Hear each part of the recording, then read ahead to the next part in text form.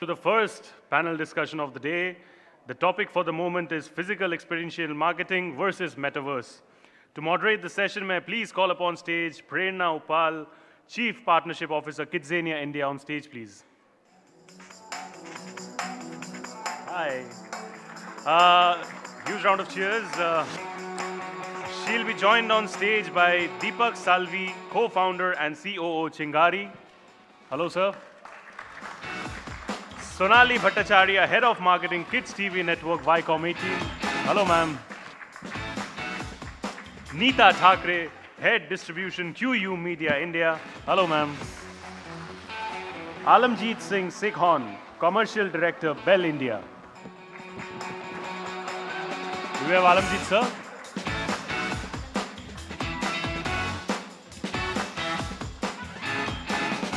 May I request you all to please take your seats? Hello, sir. Hi.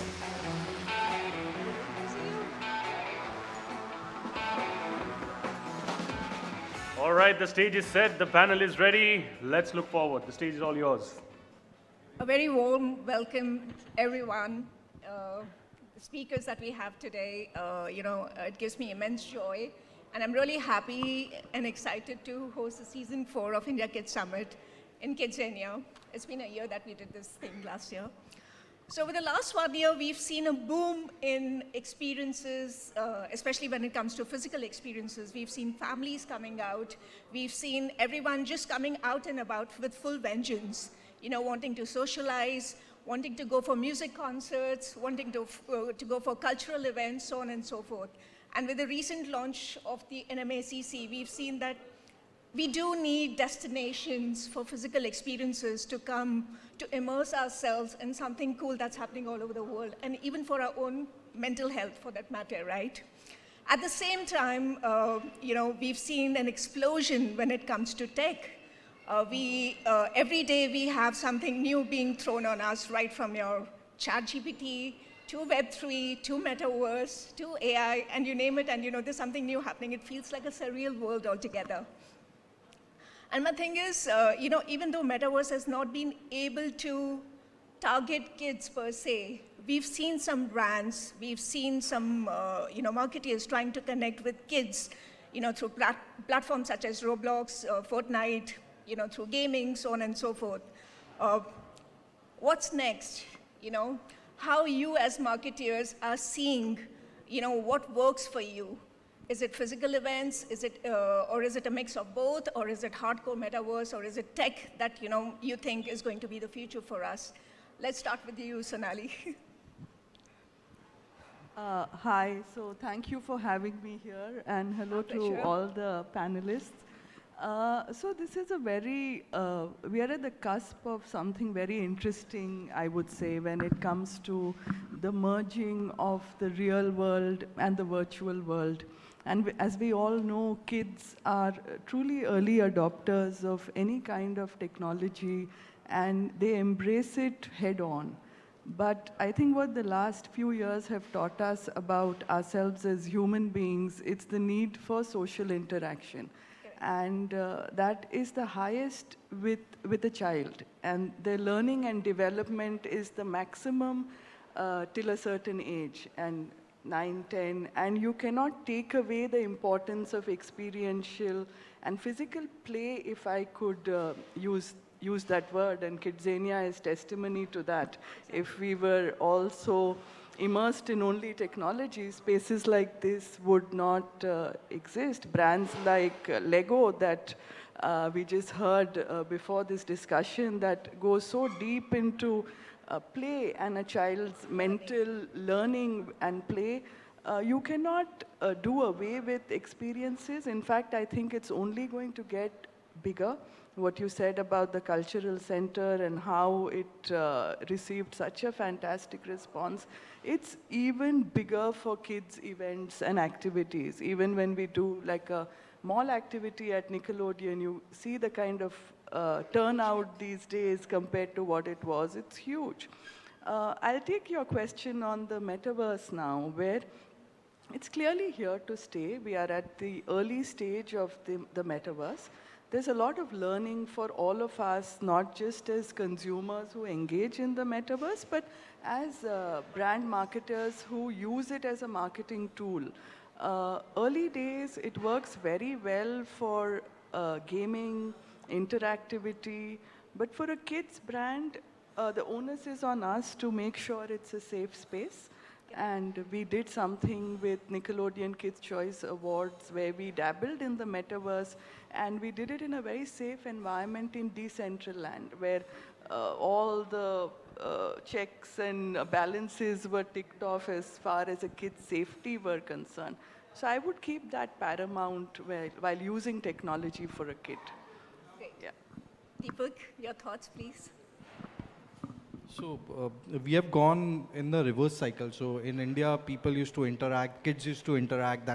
That's how it was. You used to go down, play, and in between the transition happened. I guess COVID, and all the kids are immersed in the screens. Okay, my daughter, 7-year-old daughter, she is immersed in the screen. If I tell her to go down and play, she says, okay, let me finish this and go down. So the priority comes to the screen. So I guess we are from, content creators and content building people. We understand it's not good. It's good for us, but, you should think about the future of kids also, So that way we should, push kids to go down and play. And, I understand technology and everything, my 7-year-old kid is starting, using ChatGPT for creating their stories, Exactly. visuals and everything. But, we should have a balance of it, and moderation. Metaverse, we are talking about metaverse and everything. There were few instances where in US, there were moderation issues in metaverse. Okay, for India, we are running television channels and, digital platforms. We are very particular about moderation. So that part is also again very, right now, are we ready for that kind of moderation? We are running a UGC platform, and the kind of moderation we do, it's like, still we had some issues and everything. So that part is very important for us. Metaverse is good as long as we are using for, educational purpose, entertainment plus educational. Right now, what is happening, luckily I worked with one of the, Brit kids channel or American kids channel. Over there, they are pushing kids for entertainment but educational. Where right now what is happening is more of entertainment which is happening. So if we are using that metaverse, India, luckily we will look for one of the biggest metaverse coming out of from India, kids metaverse, will be very happy to see that, where, kids are immersed in a, they learn from there, instead of just entertainment. So, my thoughts, begin with all of us over here probably have, grown up playing more, doing more physical activities outside. We've done a lagori, we've done a kho-kho, we've done all those, which now today when you see for the kids, it's not that. Things have actually changed. Things have evolved. They are more technologically savvy than probably I am today. My 9-year-old nephew tells me more on, what is happening. But I still feel somewhere the experiential part, according to me, has a more percentage than probably a metaverse at this point in time. So metaverse basically is very good as long as it can give that kind of education at this point in time. See, India is a very regulated industry, whether it's broadcasting, whether it's anything. So even if we're going to get a metaverse in India in a big way, we will have our own regulations put. So, like Sonali will also know in this one, so when we, even as broadcasters, I'm a broadcaster, as a broadcaster, when we're even showing anything on kids channel, blood nahi dikhao, ye mat karo, don't do this. So, bringing that in is also going to be, we really, it's a challenge, yes, it's not really so much of a challenge, but it has to be thought through. And I'll still say, I think kids, say up to 9, 10, still need to have some physical activity. So my, if I have to put a weightage, if I have to put a vote to it, I'd say still go in for, like they have the Nick Awards, Chingari has something. You still need to have something more on the experiential, because that is how they will learn. That is how they will know what it is, and then you go into the metaverse. Alamjit, how about you? Coming from a FMCG brand, for you, it's very essential. When you connect with your audiences, how do you make your product tangible? And that's where your touch, feel, the emotions that are captured, when you're selling it to your target audience, versus doing something, brands and marketers have done things in the past, from parlays and holics, How about you? What's your take on both physical versus metaverse? Well, it's an interesting question, and I think a question that will be increasingly asked over the coming days. Kind of takes me back to the debates that were happening on when we were doing media and saying, okay, TV spend versus digital spend, for example. So this would be always a question that would come in, what do you do, how much? This is emerging, this is already there. So I think the question is not this or that.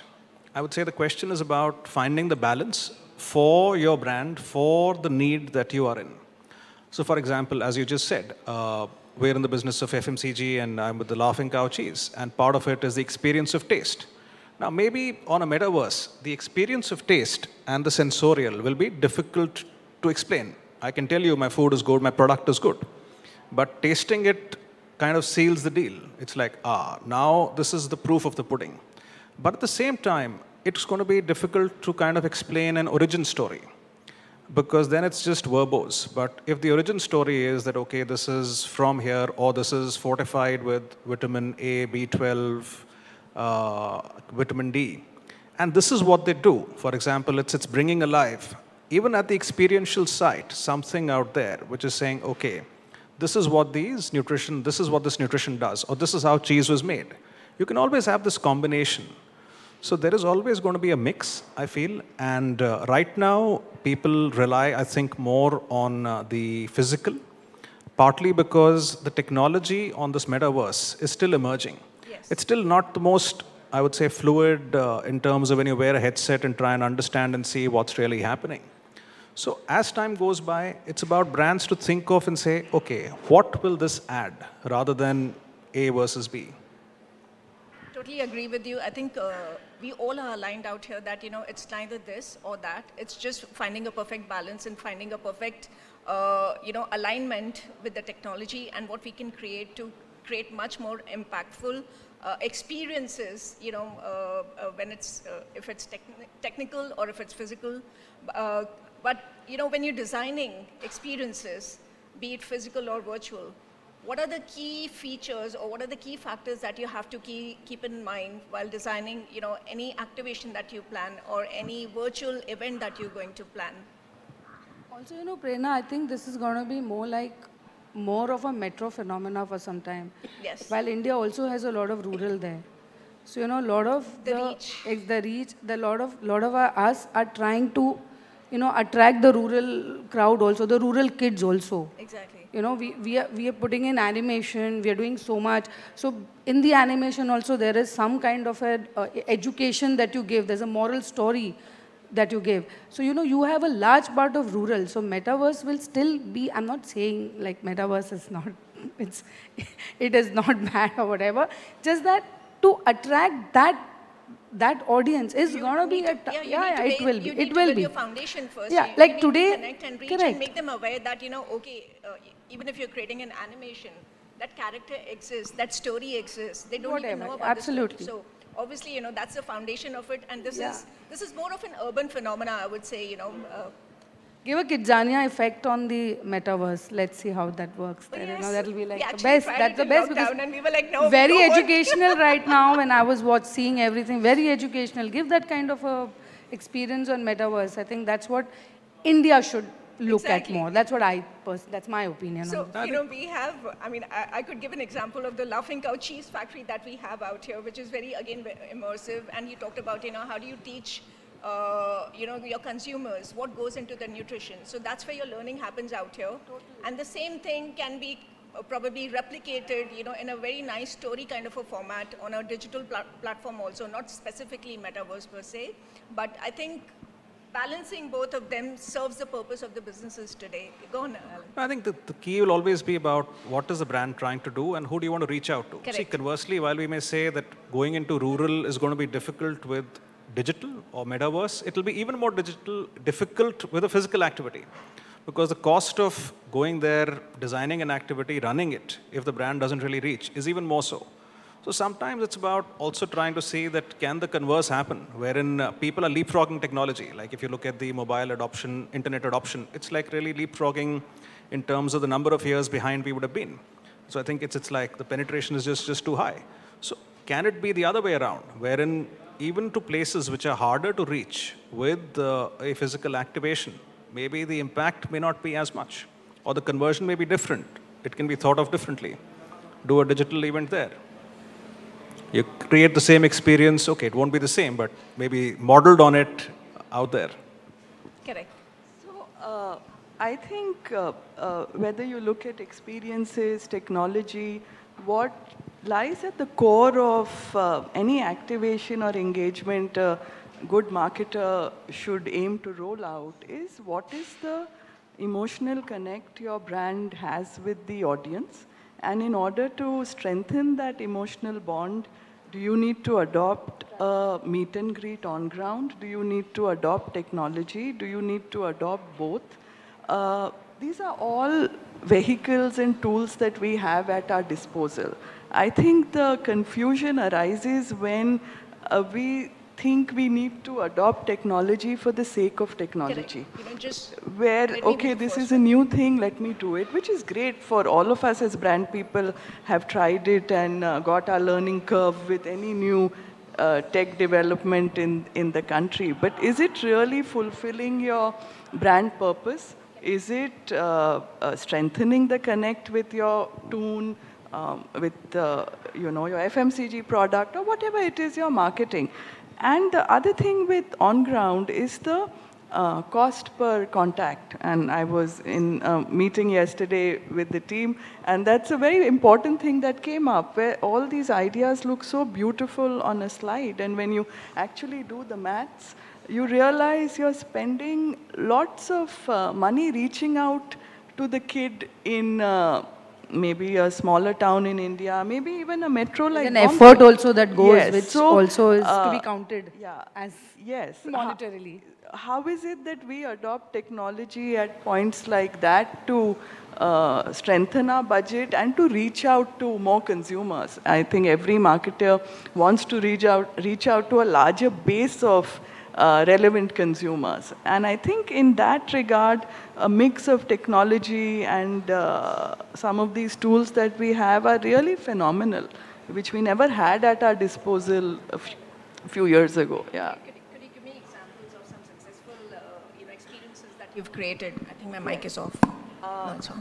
Okay, so we used to do a lot of school contact programs as a kids brand, as Nickelodeon, and we would aim to target almost 1,000 schools in a year, where we would take our shows and sample them very directly and in a very deep manner with the kids. And then, of course, COVID struck, lockdown happened, and things just shut down overnight, and we were literally told to go and bat with our hands tied behind our back as marketers, because we didn't have so many of our touch points at our disposal.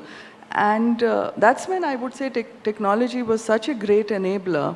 And we started doing virtual school contact programs, a lot of digital watch parties where we successfully launched two of our leading shows in the lockdown, Chiku Aur Bunty and Bhoot Bandhus, and all of that was sampled to millions of kids in the country through watch parties and online school contact programs. Again, it was a learning curve for us as well.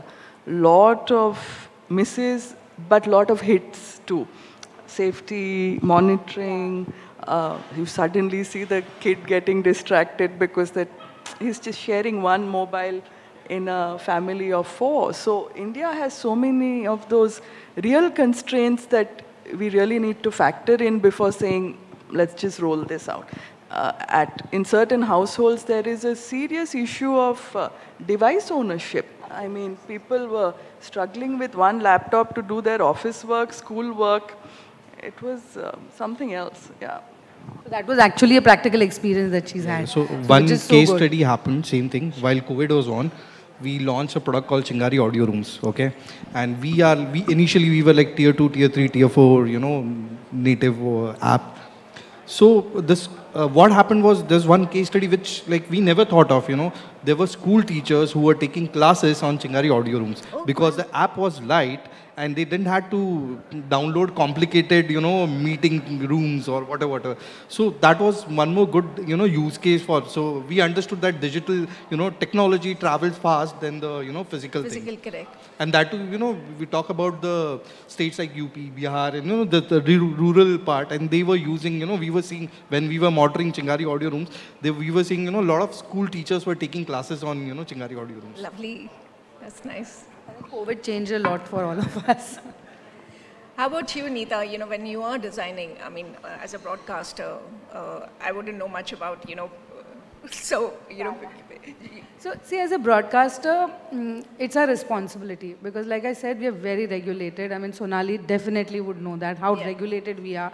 We obviously cannot show a lot of things. Our animations have to really appeal, the way we do. So, for us as a broadcaster, we do more of animation. If I have to get to the audience there, we talk more from an animation perspective than, till date, we've not done a physical activity with this as a content in the rural, but it's a rural crowd that looks at us more. So all the more that we've got to be careful, because if somebody complains about us, then that's it. You have to shut we have to shut the channel then. But even when you're designing content, what are the key factors?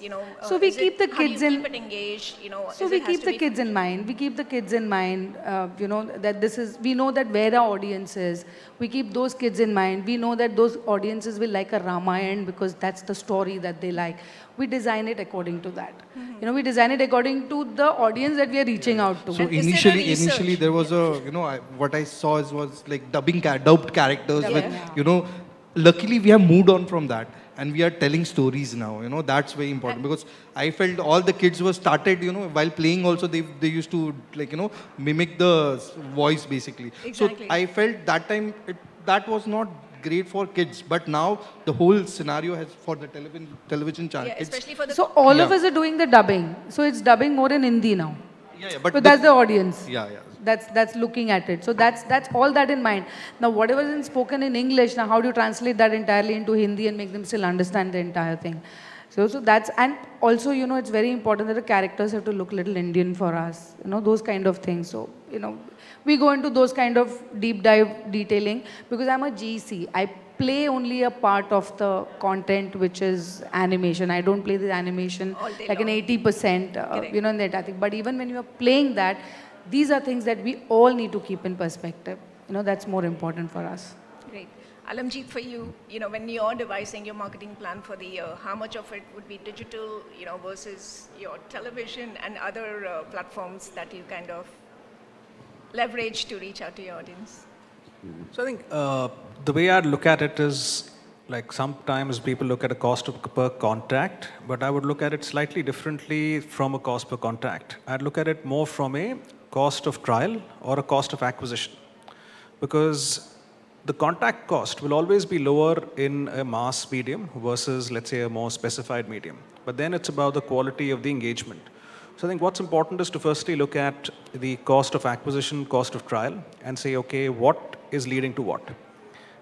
In terms of, as you said, TV, digital, something with Metaverse, physical, experiential. And then also, what is the brand trying to do? So if I take the example of the Laughing Cow. So the Laughing Cow as a brand didn't really exist in India. So even though it sits there for 100 years outside India, it doesn't, people didn't know of it. So it was about awareness. And then within awareness, trying to explain to people that sensorially, from a taste and nutrition standpoint, the brand can give a better experience to consumers. So when that is the case, then we started with a lot of work on awareness, which was, I would say, targeting consumers rather than going after every consumer. So going more digital out in terms of the right target audience, and then supplementing it with a lot of experiential to say, okay, it's not just what we're telling you on an ad, but also here you can go ahead and taste it, experience it through physical events, through things like KidZania, and also things wherein, let's say, we try to blend both. So digitally you order food through an app. Now when you're doing that food order through the app, why not send a sample of the cheese with it? And especially if the order can be linked with something which is cheese, maybe with a pizza, maybe with a paratha. So then you're kind of, in a way, bringing in technology, sending it there, monitoring how many of those consumers tried what product, how many of them can we track in terms of of another purchase later. So this is the way we try and operate, try a little bit, put some money, try and understand what was the cost of acquisition from that medium. What really worked? Was it an issue of the medium? Was it an issue in terms of the way we designed the activity? Then trigger it around slightly differently and go ahead. Now, if you ask me ballpark, what would this mean in terms of splits? I would say it'll be pretty even in terms of trying to do about a 50% through direct marketing, which is experiential, etc., and about 50% more on awareness. ATL. Okay. ATL. Great. So you talked about, sending samples and, monitoring how many samples were reached out. So do you have partners on the e-commerce front, or do you have your own integrated, digital product that you kind of use to? So we work very strongly with partners because it's not about replacing them, but trying and leveraging them. So let's say if I talk of some of the e-commerce partners, because we sample through them too, we get very clear data in terms of what's our household penetration, how many consumers bought the Laughing Cow in the last month who were earlier not buying the Laughing Cow. How many consumers have not bought the Laughing Cow for the last 3 months? And then how many consumers were buying a competition brand but have tried only the triangles, not the slices? So that way we're able to hyper-target the campaign in terms of, okay, what's the communication this cohort should get? And what's the kind of offer only and only this cohort should get? Because if it's, I know the brand, but somewhere I haven't tried it just because I want a slight offer, because consumers are always looking for a deal. Okay, let's give a 10% off. Let's see what happens. We even tried things to say, okay, what happens when it's a 10%, 15%, 20%? What offer really works best for what particular kind of consumer? So we try these things, and then that's how we kind of devise the marketing plan. And even for a product, so for example, we have a product called the sachet, which is a single serve at ₹10. So it's not sold through e-commerce, but we try to sample it through e-commerce just to say, okay, what happens? More than 10% consumers came back to buy something else. And the sampling was done only to consumers who had not bought the brand before. So that's the way we try and make sure that every rupee that's spent is spent only to a consumer to try and acquire them or to have a certain task in mind, not really like a spray and pray approach. Cool. So, with the physical experiences again booming, do you think there's an opportunity for technology kind of complement on what we do, on physical platform, or vice versa? What's your take on it? Most certainly, definitely. And I think for all the broadcast brands here, our biggest platform depends on technology. And our biggest marketing vehicle is also a TV channel, which would be nowhere where it is if it wasn't for all the amazing technology these days. But again, and I think I can say this for kids, for youth, for adults, as marketers, we cannot do away with the experiential touch, play, feel aspect of any of our brands, whether it's cheese, whether it's a cartoon character that I market. It's a very important cherry on the cake. So you have all your mass media vehicles which give you the ATL reach, and you have all of the below the line, if I could say that, which really adds the surround, and that kind of deeper connect with the TG happens only when you go to where the consumer is and not expect a 30-second promo to do that same deep engagement with you. So I think we are at an interesting cusp, as I said, and they are both here to stay. And it's only going to grow, and both will grow in parallel as we get our learnings with the metaverse. We iron out all the glitches that currently are being faced in even with metaverse, for that matter. Connectivity is a big issue. Yeah. And you're seeing the on-ground experiences getting more and more cutting edge and more expensive as well. And oh yes. Yeah, I mean, from what Sonali said, I'm saying I'd like to see the blend between the experiential and the the technology and the metaverse going forward at some point in time, as long as it's used for the best. It is going to be a little challenge, but yes, I think that is going to be the future. And that will take on, yeah, I totally agree with you. You know, even out here at KidZania, for that matter, you know, the physical experiences that we've created, we created our first AI-led, you know, technology, and even when we opened up the Laughing Cow, you know, it's one of our first interactive factory setup that we've created. So, you know, you see new technologies, new innovations coming in, even in the physical experiences that we are, you know, which are considered like, oh, ye to kar liya pehle. You know, what's new in this? Like, we have like 6 factories out here. What's new about the Laughing Cow cheese factory? You know, there's an integration of technology. It's interactive. It's fun. You know, it's much more cooler. So, you know, are there new technologies, and, you know, this is particularly for you, is there new innovation that you foresee, you know, happening, you know, other than AIs or whatever? I wouldn't know much about it. You know, I'd love to hear from you. Yeah. So for us, like, you know, just imagine a UGC platform on blockchain and using Web3. No one knew, you know, there's a product from India which will happen, you know. And right now there are like 180 million users who are using Chingari on blockchain. They don't know what the blockchain is. Exactly. But they are learning, they have their own wallets, they are earning every day. Similar way, you know, things are moving fast. Digitally, blockchain, there are communities which are built, and these communities are very strong. So I believe the communities are built on, you know, digital format, and then we can convert into a, you know, ground event or social event kind of thing. So just imagine if KidZania is on virtually on some platform, kids watch it and they say, tell mom or dad. Let's hang out here.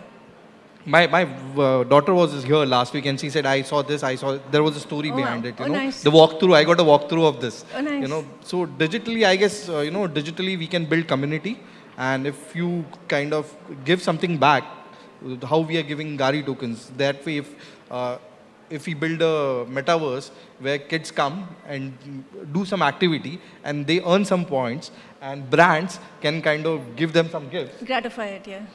It's a win-win situation for everyone. Even parents will be happy that, you know, they have performed some task and they got some goodies. Great. Neeta, how about you? Your thoughts on it? I think he said everything that we've been anyways saying. I don't need to really add. I think both of them and all the 3 of them have said. So I don't need to add more on this. Are there any more opportunities that we've discussed? You know, is there anything new that you think, you know, could be the need of an hour for every businesses that you guys, you know, kind of lead? Especially when it comes to, you know, the new tech and the new experiences. Do you think there's something lacking? We've talked about challenges, you know, cost, connectivity, reach is the biggest challenge that I foresee. You know, is there any gap that we kind of foresee, you know, when we have to kind of create stories, we have to do engagement with our audiences? Do you think there's still a gap, or, you know? I guess the edutainment part will work very well. I was to say that and he said that. Because if you see, kids are watching content, you know, just like that only. So I'm concerned that what she's watching. But it's educational content. I'll say, okay, watch it, no problem. Exactly. It's safe. It's safe. And if we can integrate brands edutainment would really be the thing that I would like to say, that, you know, we really need to develop. Maybe if that can happen, then I think this entire metaverse thing will really work, wherein the India market is concerned right now. Well, I'll have a slightly different take looking at the 3 of you actually. We challenge you on that. Okay, so I think the way it is that the media would possibly lead more and more the adoption of the metaverse, because it's about, for example, if I'm already using something, or I'm using a device to see something at home, then the brand typically would ride on it. So that's why I kind of, in a way, defer to the 3 of you to say, okay, the more you kind of will lead this adoption, the more brands will then pitch in and start advertising and leveraging the full power. Because that's the way it is. For a brand, it will be very difficult to go and create an experience when the technology is still maybe more nascent and the cost is quite high. Let's let it be a combined effort. Yeah, I mean, I think that's the way forward then, because see, all of us will want to promote edutainment, but you need to have brands to support this entire But we need to take a step ahead, otherwise, you know, we'll be there, but you know, I there'll also be would come back international to, brands who come. No, I also want to come back to practically what Sonali said, that it is difficult for all of us because there is a cost involved in it, which is humongous at times, and it's not possible. At the same time, I think it's a combined effort that can really help us, you know, do this. So if everybody can come together, great. I think we are more than happy to do it. as broadcasters, as media. Great, great. So, Alamjit, the one last question for you. You know, the metaverse fad that happened, or it's just kind of, launch, I would say. Brands were doing, and everyone wanted to be on that bus, just because somebody else was doing, and they just wanted to follow it. You as a marketer or, as a business owner, probably, do you think about, no, I want to cut this thing and I just want to focus on the conventional part and not to be, just to stay relevant or just for the sake of doing it? I think there's no point doing an activity just for the sake of doing it if you're not convinced. That's the first thing that I would say. Unless you want to be like, oh, I'm a really cool brand with a lot of cool imagery, and how can I not be doing the latest thing?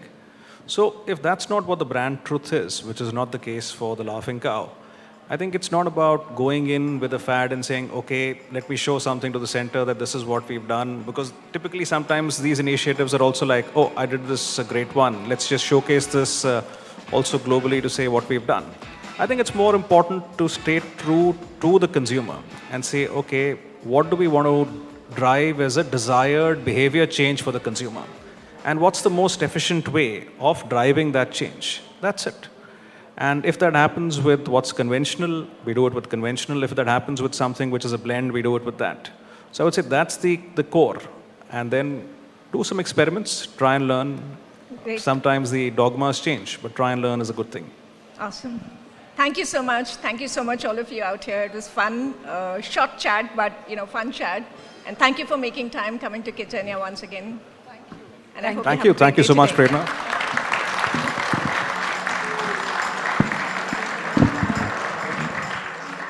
Thank you so much. I'll request you all to be on stage. May I please call upon stage Franklin Toscano, CTO and co-founder, IWMBuzz Media Network, to kindly present the mementos and the special pack of donuts from Mad Over Donuts. I'll also request you all to stay there for a photo opportunity.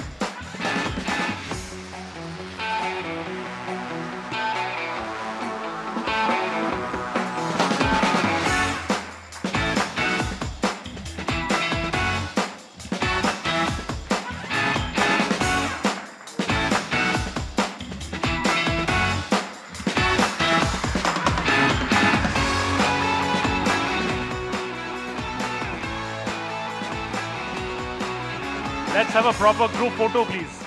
All of you. Yeah. The donuts are left, the main.